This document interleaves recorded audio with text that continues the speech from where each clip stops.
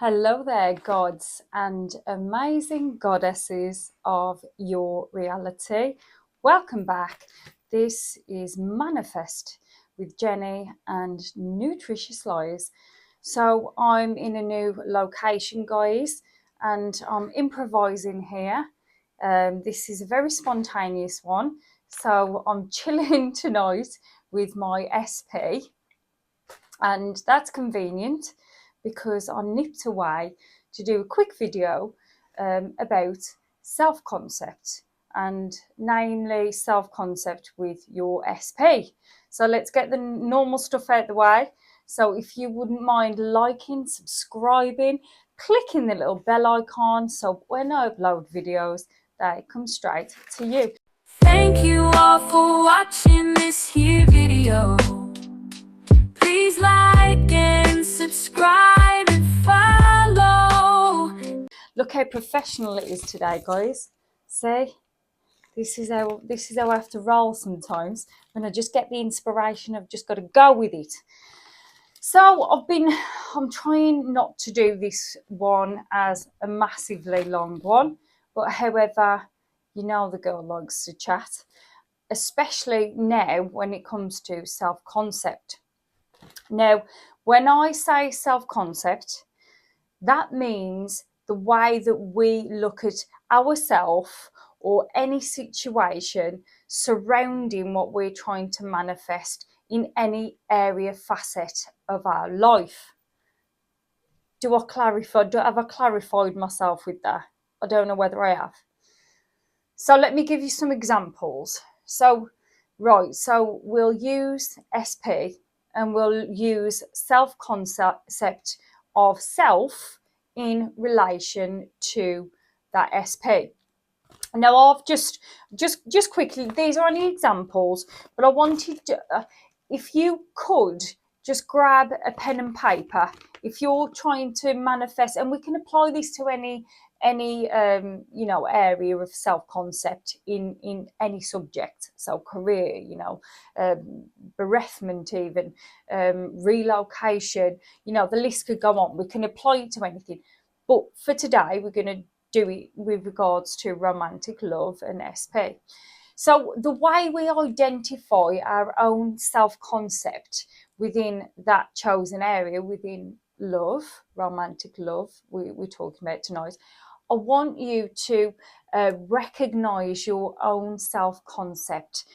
And that is namely the story that you're telling yourself around that area, right? So I'm going to just use a couple of questions that then if you could just write down the answer to and create your own, get inventive with creating your own. Once you get the general gist of this, the list could go on.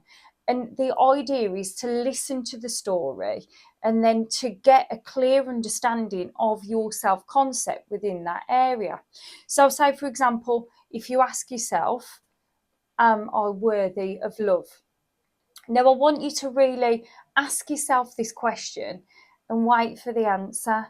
Wait for the story, the kind of like the, yeah, but this is the sort of stuff that I'm looking for, right? So excuse my hair as well. I've been in the sauna and steam and I've quickly been rushing around. I haven't had a chance to wash it.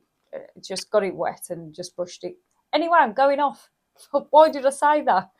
I suddenly started getting a self-concept that wasn't very nice there, guys. See how it works? So in essence, if it comes up that, yes, I'm worthy, but this, right? I'm worthy, but for some reason, I always attract this type of man. Now, these are the answers that we're looking for. It's the buts after you've asked the question and the story that's created around that. And this is where we start identifying the affirmations or the scripting or the meditating or the, anything that we're going to do to reprogram and to help with the resistance around what you're trying to manifest. Namely, we're talking about SP, right? So love, you're one. This is what we want to recreate in your world. We want you to be happy and contented and loved and cherished. This is what every human wants. Well, maybe I believe should want. But then if you don't want love, that's okay as well. If you're in that stage where it's all about my career, that's good. We're talking about really the ones that want to have someone to love them and, to love, right? I'm waffly, you know what I mean. Right. What type of man feels comfortable to me? So that's another thing, like with self-concept. So what's the type of man or female that I've always attracted? So really, I don't just mean the characteristics of that man. I mean, what is it that if you haven't been necessarily successful in love, why? Identify what that is, that common denominator. Really listen to the story. It's because I don't necessarily find secure men or stable men. I find them boring, right? These are the answers that I want, because that is giving us an indication of the level of, and please don't grasp onto this as something detrimental that I'm talking about, but the level of toxicity that's living and dwelling within my subconscious and within my energetic body, right? Because it's the trauma. So when I say toxic, I don't mean that you're a horrible, detrimental person, but it is your wound. These are your wounds. And by identifying these wounds, this is where we can start to shift it, turn it around, and recreating the life that you actually want. So when we see a secure man, we will no longer say they're boring, and we will say, or female, vice versa. We will be more turned on by the security of the person, opposed to turned off because of our own internal toxicity, right? Using it in the best terms that I can. Do I even like men? Do I even like females? Like, what's the story when you ask yourself these basic questions? Do I even feel like I really value a man or value a woman? And do men or women respect me? Right? So identify the story, like I say.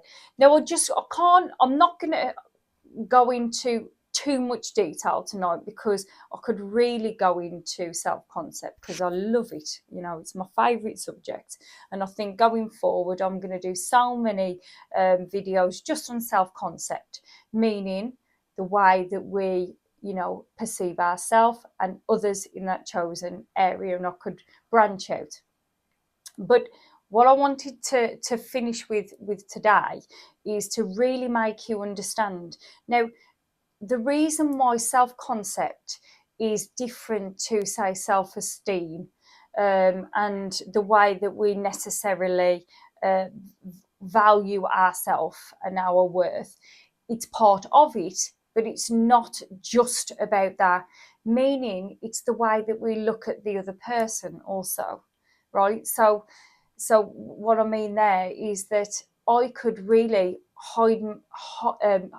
hold myself in very high regard when it comes to manifesting an SP. But I could also hold myself in amazing regard, but then look at SP, look at a prospective partner as less than, right?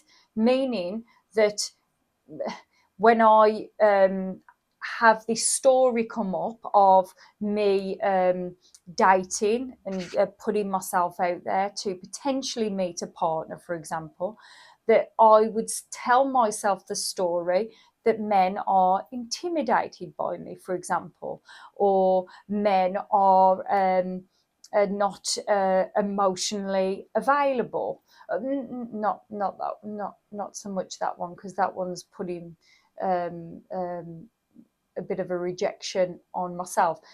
More so thinking of them being emotionally immature, too emotionally immature for me. So what I'm trying to get over to you is it's not just the way that you look at yourself as your worth and value, right? It's also the way that you regard that other person or people in general. So that's all very relevant, and it's particularly relevant when manifesting, because yes, we can attract the opposite sex, that we can attract sexual partners or partners that show a lot of interest, but if we hold them in low regard, this is the way that they're going to start showing up for us, right? This is our thoughts create, guys. So if we say that, all men are intimidated by me, then that's exactly what you're going to have come into your orbit, right? So that is self concept. So by identifying those stories, that's the first step in knowing how to go about using the tools, the techniques, and everything that our teacher to start to change it. So when you have these lovely dates, you can actually see, as well as seeing your own self-worth, your worth and your value, you can also see the other person's worth and value too. Conversely, guys, I want to leave you on this because I could waffle on, I really am tempted to. But conversely, you can still manifest from that energy of toxicity. You can still bring in lots of partners through that energy of toxicity. Maybe, putting out high sexuality, for example. You can still manifest from there. You're going to have a lot of attention from that space if you use it correctly. But is it what you're going for? Is that sustainability? Is that what your end game is? Is that what your wish fulfill is? These are the sort of stuff that you want to identify. Because if you're in that frame of mind where you literally want to have fickle relationships at the moment, and you just want to, massage your ego by having these sexual encounters, and that's what you want to manifest, Jen. What you're talking about, that's perfect for me. Then there you go, that's perfect, and we'll manifest from that space.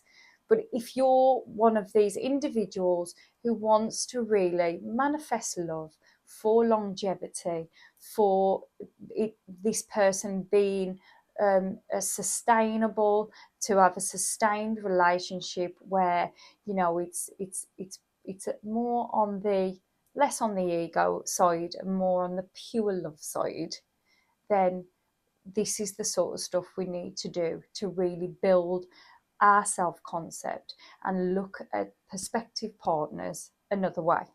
So I hope I've made myself clear. If I haven't, then please reach out to me. I'm on hand for all your coaching solutions. But of course, my speciality is love, your interpersonal relationships, your love connections. I'm here for you to give you the tools and techniques to manifest your best life. So I will see you in the next one.